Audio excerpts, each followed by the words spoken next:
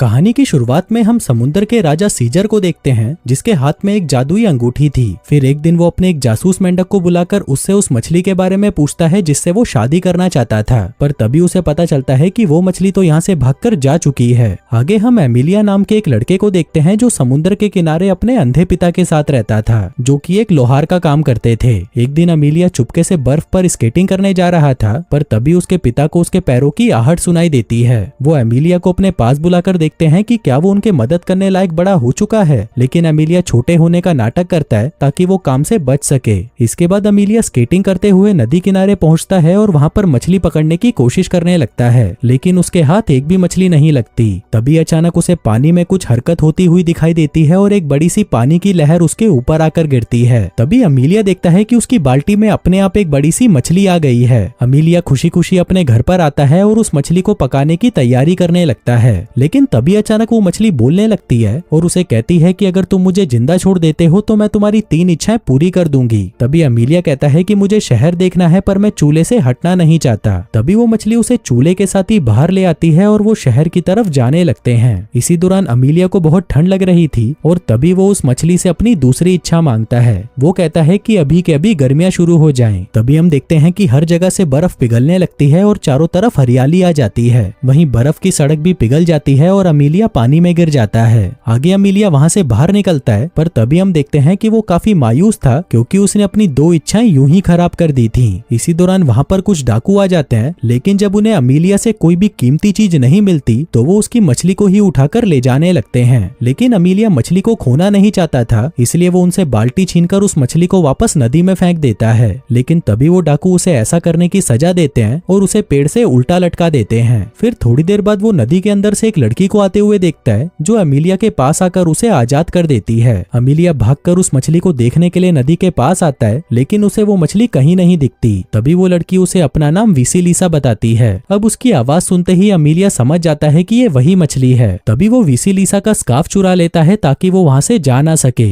तभी वो उससे अपनी तीसरी इच्छा मांगता है और कहता है कि मुझे रशिया के राजा जार की बेटी अनीसा से शादी करनी है। उधर शाही महल में हम राजकुमारी अनीसा को देखते हैं, जो इंग्लैंड के राजकुमार लॉर्ड रॉथमैन के साथ होती है। वहीं रॉथमैन उसे कई तरह के बेशकीमती तोहफे देकर इंप्रेस करने की कोशिश कर रहा था। आगे वो राजकुमारी को एक ऐसा बाजा दिखाता है जिसे अंदर से तो एक बौना आदमी बजा रहा था, पर वहीं बाहर सबको लगता है कि ये अपने आप बजता है। उधर एमिलिया और विसिलिसा भी राजा के महल पहुंच जाते हैं और छुपकर उनकी बातें सुनने लगते हैं। वहीं राजा जार रॉथमैन से कह रहा था कि तुम्हारा ये बाजा तो कुछ भी नहीं, हमारे पास एक ऐसी बिल्ली है जिसका गाना सुनकर लोग अपने आप ही नाचने लगते हैं। अब ये सुनकर रॉथमैन कहता है फिर तो मैं भी ऐसी बिल्ली देखना चाहूंगा। तभी अचानक एमिलिया वहां पर आ जाता है और कहता है कि मैं इस बिल्ली को ढूंढकर ला सकता हूँ, लेकिन बदले में राजकुमारी अनीसा को मुझसे शादी करनी होगी। अब ये सुनकर राजकुमारी कहती है कि तुम सभी लोग मेरे ही पीछे क्यों पड़े हो, पर एमिलिया की बहादुरी देखकर राजा बहुत खुश होता है और उसकी ये शर्त मान लेता है। आगे एमिलिया उस बिल्ली की खोज में निकल पड़ता है, पर तभी विसिलिसा उसे समझाती है कि उस बिल्ली को पकड़ पाना बहुत मुश्किल है, क्योंकि जब भी तुम उस बिल्ली के पास जाओगे वो तुमसे तुम्हारे गाने की चॉइस पूछेगी। अगर तुम दुख भरा गाना चुनते हो तो वो बिल्ली तुम्हें ऐसा दुख भरा गाना सुनाएगी कि तुम रो रो कर मर जाओगे, लेकिन अगर तुम खुशी वाला गाना चुनोगे तो उस बिल्ली का गाना सुनकर तुम नाचने लग जाओगे और तुम तब तक नाचोगे जब तक तुम्हारी मौत ना हो जाए। लेकिन एमिलिया को इससे कोई फर्क नहीं पड़ता और वो विसिलिसा के साथ उस बिल्ली को ढूंढने के लिए जंगल में पहुंच जाता है, जिसके बाद वो दोनों काफी मुश्किल रास्तों को पार करते हुए उस बिल्ली तक भी पहुंच जाते हैं। तभी वो बिल्ली उसे गाना चुनने को कहती है, जिस पर एमिलिया दुख भरा गाना चुनता है। फिर जब वो बिल्ली गाना गाने लगती है तो एमिलिया भी उसके साथ गाने लगता है, क्योंकि ये वही गाना था जो बचपन में उसकी माँ उसे सुनाती थी। लेकिन जब वो बिल्ली देखती है कि उसके गाने से इसको कोई फर्क नहीं पड़ रहा तो वो खुद ही रोने लग जाती है, जिसके बाद वो एमिलिया के साथ चलने के लिए तैयार हो जाती है। उधर दूसरी तरफ विसिलिसा को सीजर का जासूस मेंढक मिलता है, जो उसे बताता है कि शादी की सारी तैयारियां हो चुकी हैं। वहीं ये सारी बातें एमिलिया भी सुन रहा था, लेकिन उसे कुछ भी समझ नहीं आता। तभी विसिलिसा उसे बताती है कि एक बार सीजर ने उसे एक शिकारी के जाल से बचाया था, इसलिए विसिलिसा पर सीजर का एहसान है और इसके बदले में सीजर उससे शादी करना चाहता है। आगे वो दोनों वापस महल पहुंच जाते हैं, जहां रॉथमैन अनीसा से शादी का हाथ मांग रहा था, पर तभी एमिलिया बिल्ली के साथ वहां पर आ जाता है। फिर जल्दी ही बिल्ली गाना गाना शुरू कर देती है और वहां मौजूद सभी लोग नाचने लगते हैं, पर तभी राजा उससे परेशान हो जाता है और उस बिल्ली को वहां से ले जाने का हुक्म देता है। वो एमिलिया की बहादुरी देखकर बहुत प्रभावित था, लेकिन वहीं राजकुमारी एमिलिया जैसे किसी आम इंसान से शादी नहीं करना चाहती थी, इसलिए वो एमिलिया को कहती है कि अगर तुम्हें मुझसे शादी करनी है तो तुम्हें मेरा एक और काम काम करना होगा। उसी रात राजकुमारी अपनी माँ जरीना की आत्मा से मिलती है, जहाँ जरीना उसे अमीलिया के लिए एक बहुत ही खतरनाक काम बताती है। फिर अगली सुबह हम लॉर्ड रॉथमैन को देखते हैं, जो अपने एक अनोखे जूसर से महाराज को खुश करने की कोशिश कर रहा था। दरअसल उसके अंदर भी एक बौना आदमी था जो फलों और सब्जियों का जूस बनाकर बाहर निकालता था। इसी दौरान अनीसा वहाँ पर आती है और कहती है कि मुझे एक ऐसा जादुई कपड़ा चाहिए जिसको टेबल पर रखते ही उसमें अपने आप खाने की चीजें आ जाती हैं। जिसके बाद राजा अमीलिया को वहाँ पर बुलाता है और उसे कपड़ा ढूंढने का काम दे देता है। जिसके बाद अमीलिया और विसिलिसा उस कपड़े की तलाश में निकल पड़ते हैं। तभी रास्ते में विसिलिसा उसे बताती है कि ये कपड़ा दो भाइयों के पास है जिनसे ये छीन पाना लगभग नामुमकिन है। आगे ये दोनों एक झोपड़ी में रुकते हैं, जहाँ पर एक बूढ़ा आदमी उन दोनों को कुछ खाना देते हुए कहता है कि इस बार की फसल अच्छी नहीं हुई, इसलिए मैं आपको खाने में ज्यादा कुछ नहीं दे सकता। ये सुनकर अमीलिया को बहुत बुरा लगता है, पर विसिलिसा उस आदमी और उसकी पत्नी को एक साथ खुश देखकर कहती है कि ये दोनों एकदम सुई और धागे की तरह हैं, जो हमेशा एक दूसरे को पूरा करते हैं। आगे काफी देर चलने पर वो दोनों पत्थरों के शहर में पहुंच जाते हैं, जहाँ पर दो मोटे भाई लगातार खाते जा रहे थे। वो दोनों खा खा कर अपनी जिंदगी से परेशान हो चुके थे, इसलिए वो चाहते थे कि कोई आकर उनसे ये कपड़ा ले जाए। तभी अमीलिया उनके पास आकर उनसे वो कपड़ा चुराने लगता है, पर तभी वो दोनों भाई उस पर नारियल मारकर उसे बेहोश कर देते हैं। इसी दौरान विसिलिसा वहाँ पर आकर उन्हें उनकी शक्ल पानी में दिखाती है, जहाँ पर अपने आप को ऐसी हालत में देखकर वो दोनों मायूस हो जाते हैं, क्योंकि इससे पहले वो दोनों बहादुर सिपाही थे जिन्होंने टर्की के सुल्तान से भी मुकाबला किया था। लेकिन अब वो दोनों इतने मोटे हो चुके थे कि चलकर यहाँ से बाहर तक नहीं जा सकते थे। आगे वो विसिलिसा को वो कपड़ा ले जाने देते हैं, पर तभी अचानक उनका मन बदल जाता है।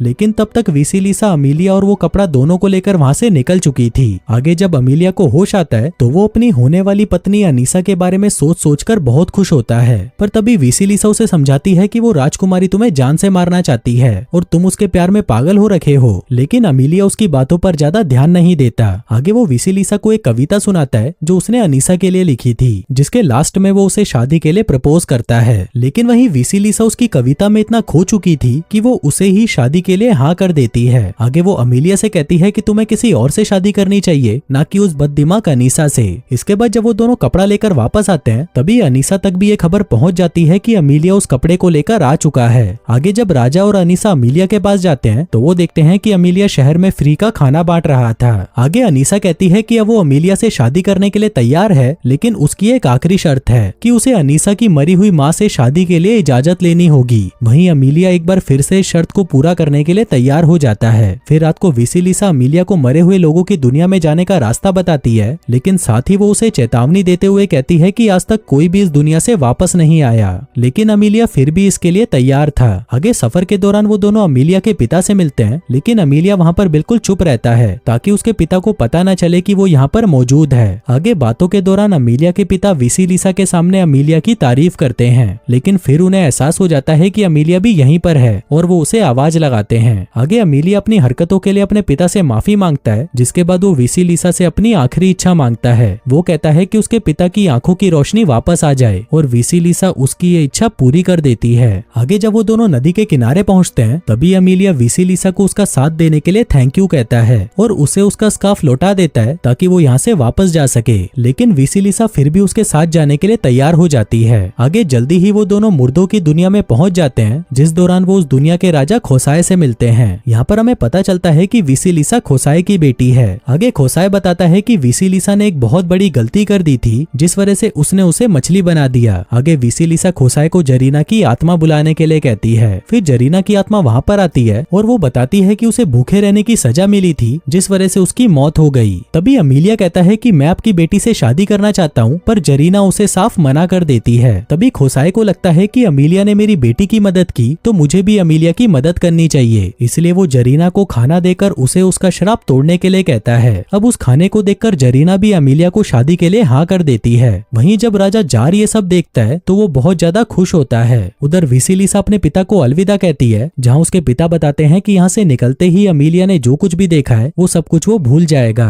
अब ये सुनकर विसिलिसा दुखी हो जाती है, लेकिन फिर वो अमीलिया की तरफ देखकर मुस्कुराने लगती है। फिर अगली सुबह जैसे ही अमीलिया की आंख खुलती है तो वो विसिलिसा को भूल चुका होता है। वो किनारे पर आते ही वहाँ से भाग जाता है और विसिलिसा फिर से मछली बनकर समुद्र में चली जाती है। आगे अमीलिया अनीसा के पास आता है, लेकिन वो उसे कहता है कि अब मैं किसी और से प्यार करता हूँ, लेकिन मुझे ये याद नहीं कि आखिर वो है कौन। अब ये सुनते ही अनीसा उसे गिरफ्तार करवा लेती है, जिसके बाद उसे चौराहे पर बांधकर ऐलान किया जाता है कि उसने जो भी ये सब काम किए हैं वो सब काम इसने जादू की मदद से किए हैं, इसलिए राजकुमारी अनीसा को धोखा देने के जुर्म में उसे मौत की सजा दी जाती है। अब ये सुनते ही राजा जार निराश होकर वहाँ से चला जाता है। वहीं अपने आखिरी समय में अमीलिया अपने बचपन और अपने पिता के साथ बिताए हुए पलों को याद करता है, लेकिन तभी एक बार फिर से वहाँ पर वेसिलिसा आ जाती है और अनीसा से कहती है कि अगर तुम अमीलिया को आजाद कर दोगी तो मैं तुम्हारी कोई भी 3 इच्छाएं पूरी कर दूंगी, जिस पर अनीसा भी खुशी खुशी ये शर्त मान जाती है। आगे अनीसा अपनी पहली इच्छा मांगती है और खुद को रानी बना देती है, जिसके बाद वो अपने पिता जार से उनका ताज छीनकर उनको जेल में बंद करा देती है। जिसके बाद वो अपनी दूसरी इच्छा मांगती है कि वो इंग्लैंड के राजा की पत्नी बने,